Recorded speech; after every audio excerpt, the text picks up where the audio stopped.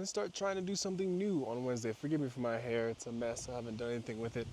But on Wednesdays, we're gonna try and post a video that is a little different. Let me fix this clip here.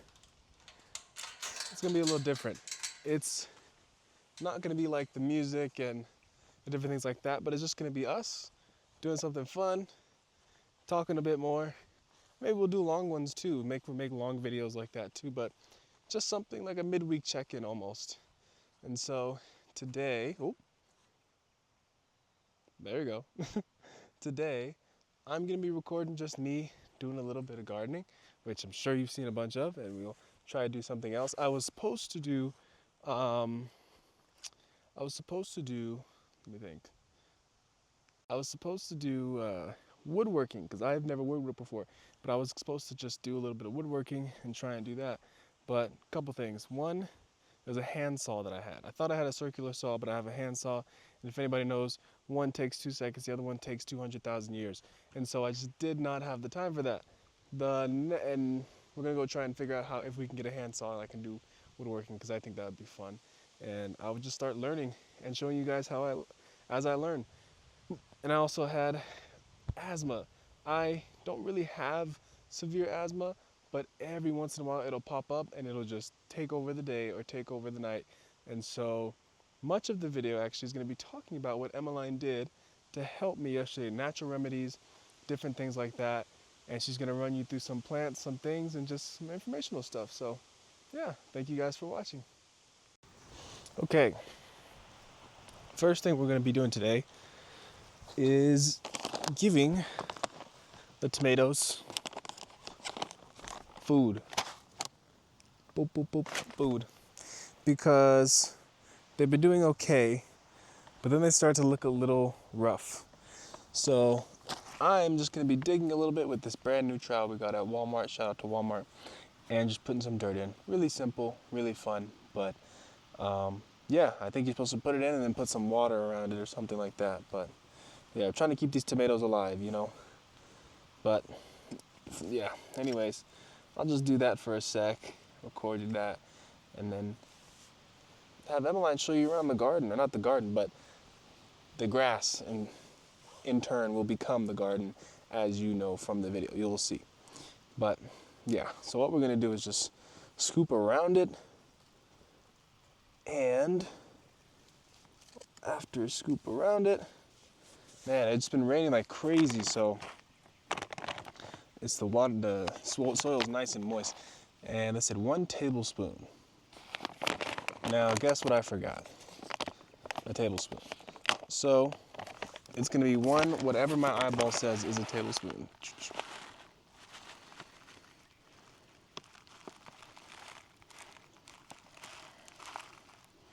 That feels right. That feels right. I'm gonna go with that. And then I'm gonna scoop it up, cover it up, boop, boop, boop, just like that.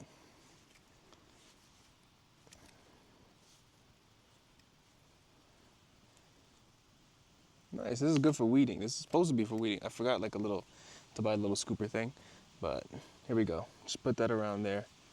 I believe that's what you're supposed to do. I'm about to double check the package and see if that's true. Just to keep these babies alive and well. So yeah, I'll do a speed up clip, so then I'm gonna have to sit here and watch me do that for 10 hours.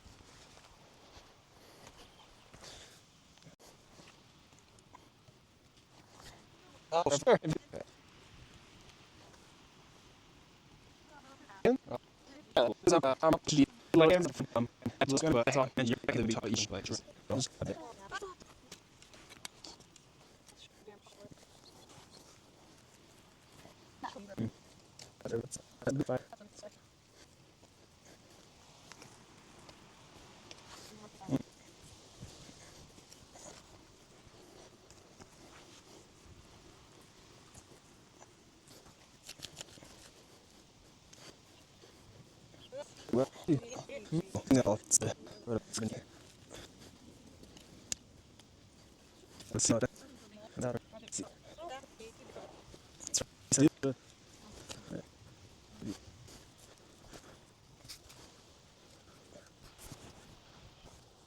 Okay, I did that, dug a bunch of trenches through this whole thing, and now just gonna pour it all down, and we'll water it later.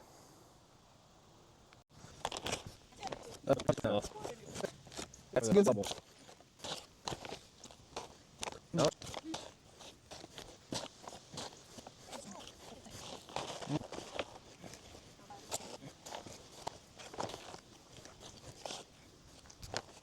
That might have been way too much, maybe too little, I don't know, but it's all done.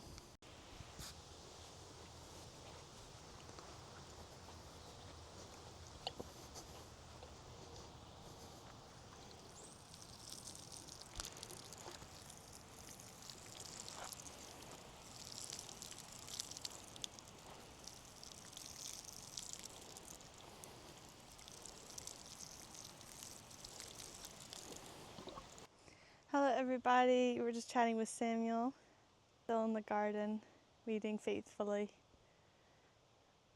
I was just telling him I don't think I'm such a good gardener. I get tired of it quickly.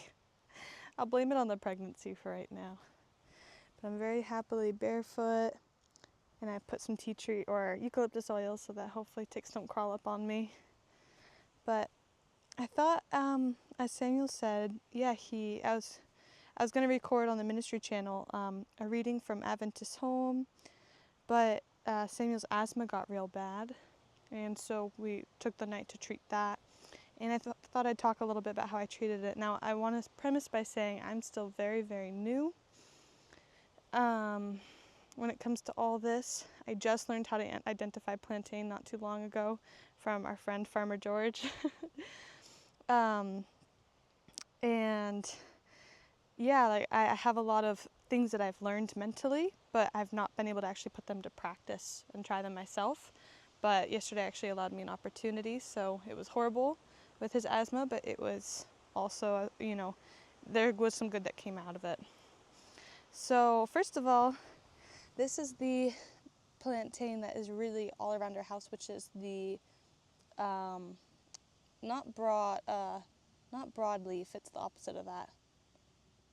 I'm blanking out right now, but it's the tall, skinny kind of plantain.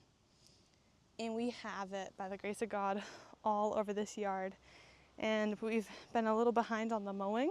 That actually ended up being a blessing because we have all this mature plantain that you can make, I guess, the more mature kind. And you can see the stalks. I guess the more mature kind is better for tea. Now I found out that the leaves, especially in the mature leaves, I just pick some of them, rinse them, and then I put it in some filtered water, and as soon as the water starts boiling in the pan, I turn it off and put the lid on and just let it steep. And I've been making teas out of that, and that is very healing, I guess, for the lungs. People like asthma, or if you've had bronchitis or something like that. Because I've realized that I don't want to just treat Samuel's symptoms when they come, but I want to, by the grace of God, God will heal him. But we can use the herbs that he gave us. There's a verse that says God gave every herb-bearing seed for the use of man, or something like that. And it is amazing how God's herbs work and how we often overlook so many of them. I just started using the plantain, and it's been here all along. Apparently it says it's not very good for pregnant women. If anyone has any insight into this, please let me know. Because I know it's very good to eat in salads and things like that. But I'll take you over to the laundry line to explain what we did. Okay, so yeah, Samuel came back from work yesterday, and he had been mowing, and I guess all the grass and dust had started his asthma. And there are about 5 top allergens that people are allergic to that either don't know it or they do know it, and that babies are actually allergic to often as well. So if you're feeding your baby, breastfeeding your baby, and it screams afterwards, it seems like it's in a lot of pain, or it's fighting, the breast, a lot of times that can be because there's something that you're eating that the baby's allergic to. And one of these top allergens now is wheat. Now, God created wheat, However, he did not create the hybridized wheat that we now have, and that is what you'll find most commonly on the store shelves. And that hybridized wheat has a gluten structure that is very strong. And even if you make it into sourdough, the sourdough might not, I think, break it down enough. And so that's why I think why we have such an epidemic now of gluten allergies. Here we have some linens hanging, and then these, I have this old wool sweater I loved. I think it was merino wool, and it shrunk. And you can see I've cut it into, I wanted to cut it into nice strips, but I needed it last night desperately. So you can see I hastily cut them. I'll talk to you in a second about what I did with those. And these are cloth napkins that we use and things. But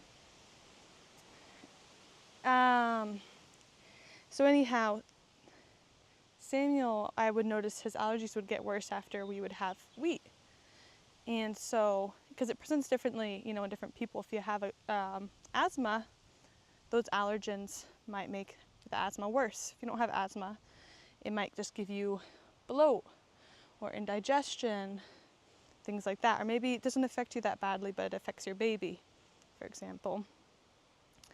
So we quit gluten a while ago, and we quit oats as well. Now, oats are gluten-free, however, they have a structure that is very similar to gluten. Now, I guess if you soak them and then cook them, slow cook them all day long, then everything gets broken down enough where it is digestible. But especially quick oats or raw oats or barely cooked oats, our body also has a really hard time digesting. So he came home, and I'll show you over here too. We have a pumpkin patch we just did. He came home and had a bit of asthma, and I've been experimenting with the ancient grains, which have a much more delicate gluten structure, and trying to do sourdough. However, I made a sourdough that it was flat as a disc, did not cook, raw in the middle basically, and I don't think it broke down anything. I think my sourdough starter was like dead. And I gave him 3 pieces of that, because I toasted it, I thought it would be okay. I just planted these yesterday, or 2 days ago. No, when was it? Friday. And this one's looking good. These two are not looking so happy. I hope they jump back though. I have hope. God is good. But anyhow, and so he ate 3 pieces of that, small pieces, but still. And then he wanted to record himself doing some woodworking, and he went into the sunroom, which I think is still covered in mold, and if not mold, then dust. And shut himself in there. And yeah, his asthma got really bad. It scared me. And so what we did is I gave him something called the flu bomb. And it has raw garlic, raw ginger, cayenne pepper, honey, lemon, and some boiling hot water. And drank that.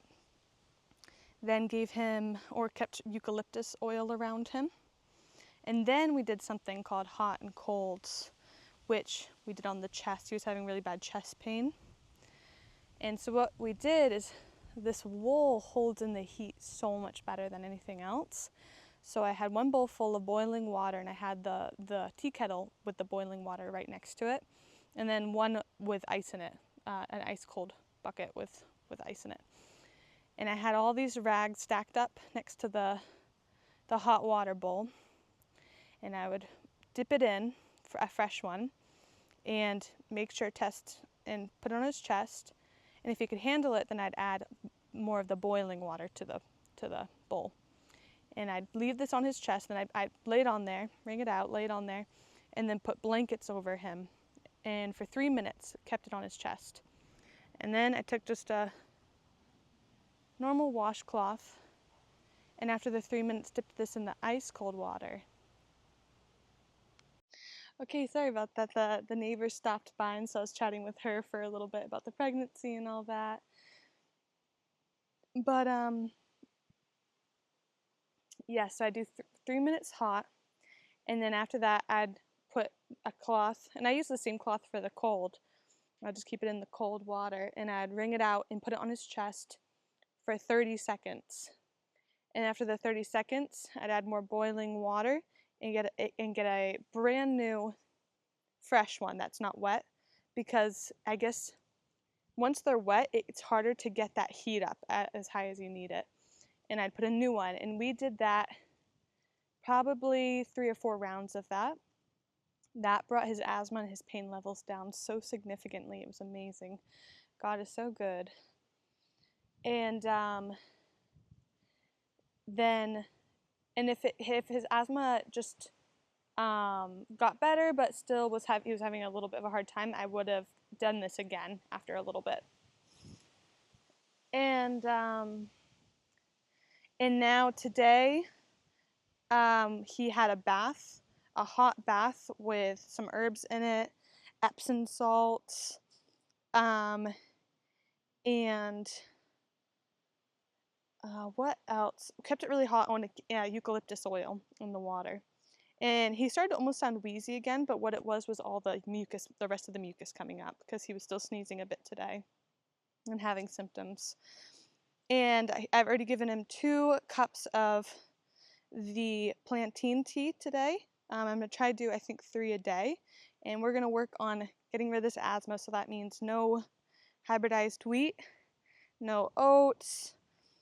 Dairy triggers it for him as well, and that's one of the main allergens as well, that a lot of people are allergic to. And then if he does have the asthma, doing the hot and colds, I think we'll go right to that. And I'd probably do the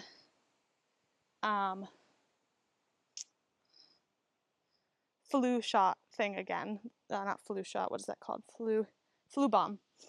And he also took make this onion tincture thing, where you cut up onion and mix it with honey, and then after 24 hours you strain out the onion and it forms the syrup, and that makes a cough syrup, and he took some of that as well. But yeah, God is good, and God is the ultimate healer. We can't do anything of our own, but God gave us herbs that we can use, that we try everything on our side, and then when we've done everything human possible and it's still not enough, God takes over and takes it the rest of the way.